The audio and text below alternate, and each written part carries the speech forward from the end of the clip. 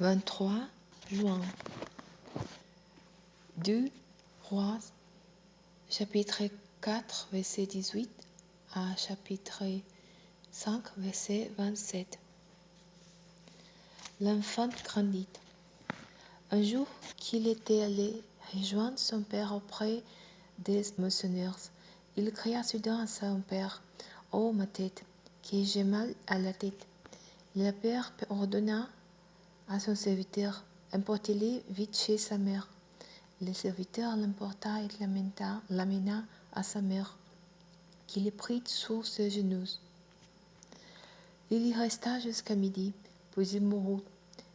Il monta dans la chambre du prophète, le coucha sur le lit de l'homme de Dieu, referma la porte sur lui et sortit.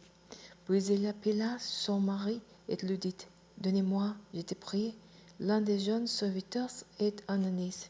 Je vais vite lire chez l'homme de Dieu et je reviens aussitôt. » « Pourquoi veux-tu lire chez lui aujourd'hui ?» lui demanda-t-il. « Ce n'est ni la nouvelle lune, ni un jour de sabbat. » Elle lui répondit: « Tout va bien. » Puis il fit sceller l'anneau et dit à son jeune serviteur: « Conduis-moi rapidement. Ne m'arrête pas en cours de route sans que je te l'ordonne. » Il voyagea ainsi et parvint jusqu'au mont Carmel où habitait l'homme de Dieu. Quand celui-ci l'aperçut de loin, il dit à son serviteur Géasi: « Regardez, c'est notre Soumanamite. Cours vite à sa rencontre et demande-lui: « Tout va-t-il bien pour toi? Ton mari est-il en bonne santé? L'enfant va-t-il bien? » Elle répondit: « Tout va bien. » Elle poursuivit jusqu'à l'homme de Dieu sur la montagne. Elle se jeta à ses pieds. Géasi s'approcha pour l'écarter, mais Élisée lui dit: « Laissez-la faire. Elle est profondément affligée, mais l'Éternel ne me l'a pas fait savoir, et il ne m'en a pas révélé la cause. » Alors la femme s'écria: « Est-ce que j'ai demandé un fils à mon Seigneur? Ne t'avais-je pas dit: ne me donne pas de faux espoirs? » Élisée ordonna à Géasi: « Mets ta ceinture, prends mon bâton à main et va. Si tu rencontres quelqu'un en chemin, ne perds pas de temps à le saluer. Et si quelqu'un te salue, ne t'arrête pas pour lui répondre. Quand tu arriveras dans la maison de cette femme, tu poseras mon bâton sur le visage du garçon. » La mère de l'enfant s'écria: « Aussi vrai que l'Éternel est vivant et que tu es toi-même me dit, je ne partirai pas sans toi. » Alors Élisée se leva et se mit en route avec elle. Géasi les avait devancés et il avait posé le bâton sur le visage du petit garçon. Mais rien ne s'était passé. Pas un son, pas une réaction. Il revint donc sur ses pas à la rencontre d'Élisée et lui annonça que l'enfant n'était pas revenu lui. Quand Élisée arriva à la maison, le petit garçon était mort, étendu sur le lit. Élisée entra, ferma la porte sur eux et pria l'Éternel. Il monta sur le lit et se plaça sur l'enfant. Il appliqua sa bouche sur sa bouche, ses yeux sur ses yeux, ses mains sur ses mains. Comme il restait ainsi étendu sur lui, le corps de l'enfant commença à se réchauffer. Le prophète se releva, marcha de long en large dans la chambre, puis s'étendit de nouveau sur l'enfant. Soudain, le petit garçon éternua cette fois et rouvrit les yeux. Élisée appela Géasi et lui dit: « Va chercher cette Sunamite. » Géasi l'appela et il vint vers Élisée, qui lui dit: « Voici ton, reprends-les. » Il s'avança, se jeta à ses pieds et se prosterna jusqu'à terre. Puis il prit son fils dans ses bras et sortit de la pièce. Élisée retourna à Gilgal. Or, la famine sévissait dans cette contrée.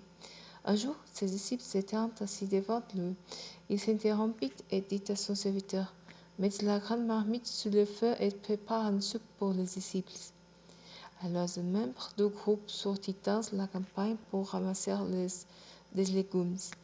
Dans une vigne sauvage, il trouva des scorpions sauvages et en remplit les pans de son vêtement.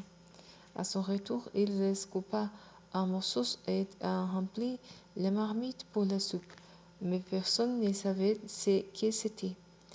On servit la soupe aux hommes, mais dès qu'ils l'auront goûté, ils s'écrièrent: Cette soupe est du poisson, homme de Dieu. Et ils ne pourront la manger. Mais Élisée ordonna: Apportez-moi de la farine. Il versa dans la marmite et dit: Que l'on serve ces gens et qu'ils mangent. La soupe qui était dans la marmite ne contenait plus rien de mauvais. À cette époque, un homme vint de Baal Salisa. Il apporta des fèves à l'homme de Dieu, 20 pains d'orge et de blé nouveau dans son sac, comme premier produit de la nouvelle récolte. Élisée dit à son serviteur: Partage ces vivres entre tout le monde et qu'ils mangent. Celui-ci répondit: Comment pourrais-je nourrir 100 personnes avec cela?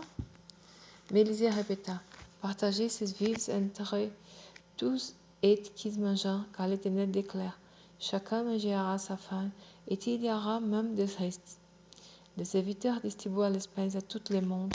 Ils mangeront, et il eut effectivement des restes, comme l'Éternel l'avait annoncé. Naaman, le général en chef de l'armée du roi de Syrie, était un homme que son maître, le roi de Syrie, tenait en haute estime et auquel il accordait toute sa faveur, car par lui, l'Éternel avait accordé la victoire aux Syriens. Hélas, sa valeureuse guerrière était atteinte d'une maladie de peau en Dintinpour. Au cours d'une incursion dans le territoire d'Israël, des troupes de pilotes syriens avaient élevé une petite fille. À présent, elle était au service de la femme de Naaman. Un jour, elle dit à sa maîtresse: Si seulement mon maître pouvait aller auprès du prophète qui habite à Samarie, cet homme le guérirait de sa malade. Naaman répéta au roi les propos de la jeune fille du pays d'Israël. Alors le roi de Syrie lui dit: C'est bien, rends-toi là-bas. Je vais te donner une lettre pour le roi d'Israël. Ainsi Naaman se mit en route, emportant 350 kilos d'argent, 70 kilos d'or et 10 vêtements de rechange. Arrivé à Samarie, il remit au roi d'Israël la lettre dans laquelle il était dit: Tu recevras ce message par l'intermédiaire de mon général Naaman, que j'ai envoyé pour que tu le guérisses de la maladie de la peau. Quand le roi d'Israël prit connaissance du contenu de cette lettre, il déchira ses vêtements et s'écria: Est-ce que je suis Dieu, moi? Est-ce que je suis le maître de la vie et de la mort pour que cet homme me demande de guérir quelqu'un de sa maladie de la peau? Reconnaissez donc et voyez qu'il me cherche querelle. Lorsqu'Élisée, l'homme de Dieu, apprit que le roi d'Israël avait déchiré ses vêtements, il lui fit dire: Pourquoi as-tu déchiré tes vêtements? Que cet homme vienne donc me voir, et il saura qu'il y a un prophète en Israël. Naaman vint donc avec ses chevaux et son char, et attendit devant la porte de la maison d'Élisée.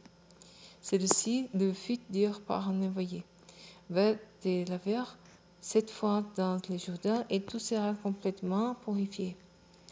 Naaman se mit en colère et dit ça Allah en disant: Je pensais que cet homme viendrait en personne vers moi, qu'il s'éteindrait là pour invoquer l'Éternel son Dieu, puisqu'il passerait sa main sur la partie malade et me guérirait de ma maladie de la peau. Les fleurs de la manna et les parpaings ne valent-ils pas mieux que tous les cœurs d'Israël? Ne pourrais-je pas m'y baigner pour être purifié? Il fit donc demi-tour et partit furieux. Mais ses serviteurs s'approchèrent de lui pour le dire. Maître, si ces prophètes l'avaient ordonné quelque chose de difficile, ne les ferais-tu pas? À plus forte raison, tu fais tout faire ce qu'il t'a dit, s'il n'était demande qui était lavé dans l'eau pour être purifié. Alors Naaman descendit dans le Jourdain et s'y trempa cette fois, comme l'homme de Dieu lui avait ordonné, et sa chair redevint nette comme celle d'un jeune enfant. Il était complètement purifié. Il retourna vers l'homme de Dieu avec toute son escorte. Lorsqu'il fut arrivé, il se présenta lui en disant: Voici, je reconnais qu'il n'y a pas d'autre Dieu sur toute la terre que celui d'Israël. Maintenant, je te prie un cadeau de la part de ton serviteur. Élisée répondit: Aussi vrai que l'Éternel que je sers vivante, je n'accepterai rien. Naaman insista, mais Élisée persista dans son refus. Alors Naaman dit: Puisque tu refuses tout cadeau, permets-moi du moins d'emporter un pot de terre de ton pays, juste autant que 12 mulettes pouvoir t'emporter, car dorénavant, ton serviteur ne veut plus offrir ni holocauste ni sacrifice de communion à d'autres dieux que l'Éternel. Seulement que l'Éternel veuille me pardonner la chose suivante. Quand mon souverain se rend dans le temple du Dieu Rimmon pour se prosterner, je dois me prosterner en même temps que lui, car il s'appuyait sur mon bras. Que l'Éternel pardonne donc ces gestes à ton serviteur. Élisée lui dit: Va en paix. Et Naaman le quitta. Lorsque Naaman eut parcouru une certaine distance, Géasi, le serviteur d'Élisée, l'homme de Dieu, se dit: Mon maître a voulu ménager ces Syriens. Naaman est-il la laissé partir sans accepter aucun des cadeaux qu'il lui avait portés. Aussi vrai que l'Éternel est vivant, je vais les rattraper et obtiendrai certainement quelque chose de lui. Géasi se mit donc à courir après Naaman. Lorsque celui-ci le vit accourir, il sauta de son char et se précipita vers lui. Est-ce que tout va bien? lui demanda-t-il. Oui, tout va bien, répondit Géasi. Mon maître m'envoyait te dire, à l'instant, 2 jeunes disciples des prophètes venant d'arriver chez moi de la région montagneuse d'Éphraïm. Peux-tu me donner pour 35 kilos d'argent? Je t'ai prié, et 12 vêtements de rechange? Naaman lui dit: Fais-moi le plaisir d'accepter 70 kilos d'argent. Il insista près de lui pour qu'il accepte et mit le même les 70 kilos d'argent dans 12 sacs qu'il lui donna. Il lui remit aussi 12 vêtements d'apparat que 12 ses serviteurs porteront devant Géasi. Quand Géasi fut arrivé à la colline située près de l'entrée de la ville, il prit les objets de leurs mains, les déposa chez lui et renvoya les 12 serviteurs qui s'en allèrent. Puis il alla lui-même se présenter à son maître. Élisée lui demanda: D'où viens-tu, Géasi? Il répondit: Ton serviteur n'était allé nulle part. Mais Élisée lui dit: Crois-tu que mon esprit n'était pas avec toi lorsque cet homme a sauté de son char pour aller à ta rencontre? Penses-tu que c'est le moment de prendre l'argent et d'acquérir des vêtements, plus des oliviers, des vignes, des brebis et des bœufs, des serviteurs et des servantes? Puisque tu as fait cela, la maladie de la peau de Naaman s'attachera à toi et à tes descendants pour toujours. Alors Géasi quitta Élisée. Il y avait sur sa peau des taches blanches comme neige.